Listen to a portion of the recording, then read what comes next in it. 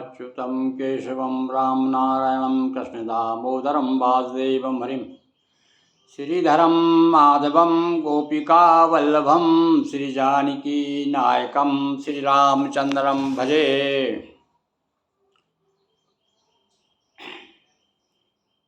श्री हरि विष्णु के प्रिय भक्तों, पुरुषोत्तम मास भगवान विष्णु को समर्पित है, इसलिए हम भगवान विष्णु का भी साथ साथ में भगवान शिव का तो आप स्मरण कर ही रहे हैं, क्योंकि श्रावण का माह है।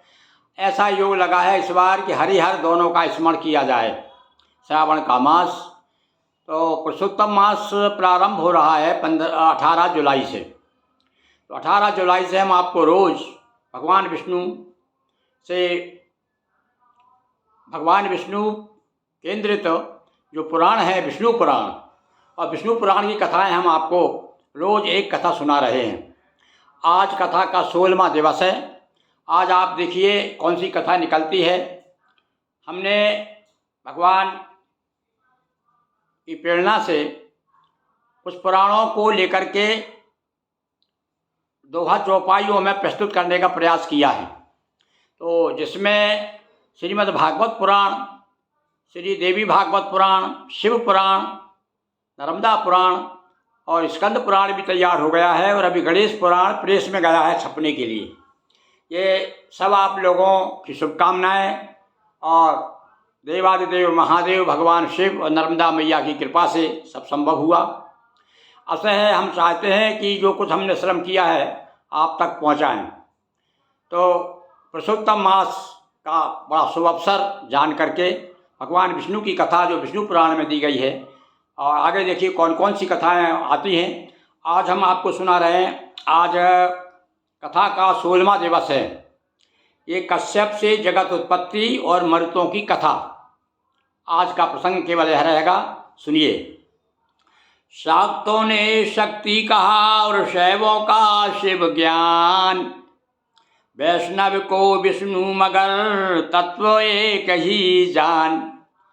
ये सभी बड़े बड़े विद्वानों ने, हमारे ऋषियों ने, महात्माओं ने उच्च स्वर से उद्घोष किया है कि जो शैवों के शिव हैं, वैष्णवों के जो विष्णु हैं, शाक्तों की जो शक्ति है वो नाम केवल अलग है, पर तत्व मूल रूप से एक ही है। अतः हमें इस भ्रम में नहीं पड़ना चाहिए। जिसके प्रति हमारी अधिक अभिरुचि है उसे इष्टमान करके, और हमारे यहाँ तो भैया पंचदेवों की उपासना की परंपरा है। तो उसमें एक नियम ये है कि मान लीजिए मैं शिव को इष्ट मानता हूँ, तो पांचों देवताओं जब रखेंगे तो चारों देवता आसपास रहेंगे और बीच में शिव रहेंगे, और तब पूजन करेंगे हम। इसी प्रकार से जो वैष्णव हैं वो भगवान विष्णु को बीच में रखें, और उसके बाद जो है चारों देवताओं को शिव है, गणेश है, दुर्गा है, ये तमाम जो है 5 देवता पंचोपासना है हमारे यहाँ पर। तो वही बात मैं इस दोहे से कहकर शुरू कर रहा हूँ कि शाक्तों में शक्ति कहा, शैवों का शिव ज्ञान, वैष्णव को विष्णु मगर तत्व एक ही जान। शिव पुराण में शिव प्रमुख देवी भागवत शक्ति, लेकिन विष्णु पुराण में और विष्णु प्रति अनुरक्ति।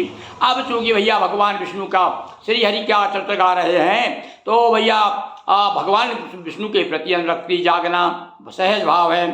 अतः विष्णु जय बोल कर सुने सृष्टि आख्यान, काल रूप श्री विष्णु से जन्मा जगत महान। ये जो सारा संसार है विष्णु पुराण कहता है। क्या मानता है विष्णु पुराण की? सारा संसार जो है भगवान विष्णु से ही प्रकट हुआ है।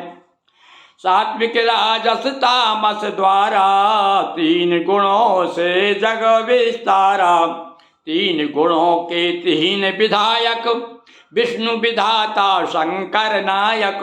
ये प्रकृति के 3 विशेष गुण हैं, राजस, तामस और सात्विक। इन तीनों गुणों के अधिपति जो हैं वो विशेष रूप से सभी जानते हैं, ब्रह्मा विष्णु महेश हैं।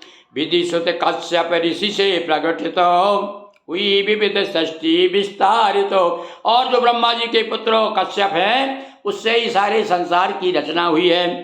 धनुवंशी कहलाए दानव, और जो दानव है वो धनुवंशी हैं, और मनु के पुत्र भये सब मानव। धनु और मनु धनु से दानव हुए और मनु से मानव हुए। कश्यप ताम्रा की कन्याएं खग मृग सुरभि मातु कहलाए। कश्यप की ताम्रा नाम की जो पत्नी थी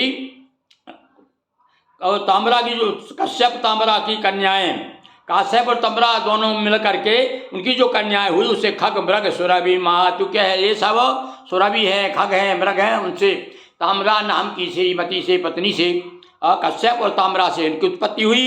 और इसी प्रकार से स्थावर जंगम उत्पादन और कश्यप ऋषि मूल है कारण। और चाहे वो जड़ हो चाहे चेतन हो, सबके मूल में कश्यप ऋषि ही आते हैं। देव अदिति की है संताना, अदिति से भय दानव बलवाना। देखिए बड़े हमने सरल शब्दों में बात कहने का प्रयास किया है, जितना जैसा आपने समझा। और देखिए भैया, जहाँ कहीं त्रुटि हो जाती कई बार बड़े ऐसे बड़े काम करने में, तो निश्चित आप लोग जो है अपना समझ करके और उसमें अपने सुधार कर लेंगे। देवताओं का जो है देवता किसकी संतान है, तो बता गया है कि अदिति और दिति, ये दो पत्नियां थी कश्यप की। तो अदिति से तो देवता हुए और दिति से दानवों का जन्म हुआ। दानव लड़े देव से हारे, गए युद्ध में भी कई मारे। और दानव, और कुछ लोग तो विद्वान कहते हैं भैया, एक जो दानवों का और देवताओं का हमेशा संघर्ष बना रहता है। ये दानव जो है हमारे मनोविकार जितने भी हैं, जो खराब विकार हैं, उनके प्रतिनिधि दानव हैं, और जो सात्विक संस्कार हैं उसके प्रतिनिधि मानव हैं। इसलिए मानव और दानव में संघर्ष हमेशा होता रहता है। दिति कश्यप प्रति करे अनुरागा, इंद्र मरण हित नवो वर मांगा। अब जब जो है दानव लोग हार गए तो दिति कश्यप प्रति करे अनुरागा, इंद्र मरण हित नव वर मांगा। इंद्र ने वरदान मांगा, किसको मरने की, राक्षसों, किस प्रकार से देवताओं का नाश हो। मुनि बोले भक्ति युत जीवन, कर 7 वर्ष गर्भ को धारण। निभे सोच संयम यदि सारा, हो सुत इंद्र मारने वाला। एक गर्भ कराया धारण, मालूम हुआ इंद्र को कारण। दिति कश्यप प्रति करे अनुरागा, इंद्र मरण हित नव वर। हाँ भैया, थोड़ा सा यहाँ गड़बड़ा गया था मैं, देखिए। दिति कश्यप प्रति करे अनुरागा, दिति जो पत्नी दानवों की थी, जब देवताओं ने दानवों का विनाश किया, बहुत ज़्यादा परेशान किया, तो उसने कहा कि महाराज ऐसा पुत्र पैदा करो आप जो कि इंद्र को मार दे, इंद्र का दुश्मन हो। इंद्र को हराना है। इंद्र ने हमारे पुत्रों को बहुत परेशान किया है, कईयों को मार डाला है, राघव और हरा दिया है। तो अब दिति ने, अब पत्नी थी भाई कश्यप की, तो बड़ा प्रेम बताया, बड़ी सेवा की। तब उसने क्या कहा कश्यप ऋषि ने, मुनि बोले भक्ति युत जीवन, कर 7 वर्ष गर्भ को धारण। और भैया बड़ी सेवा की जरूरत है, भक्ति का, भगवान का भक्ति करो और सोच और संयम के द्वारा तुम रहोगे तो निश्चित रूप से इंद्र को मारने वाला पुत्र हो जाएगा।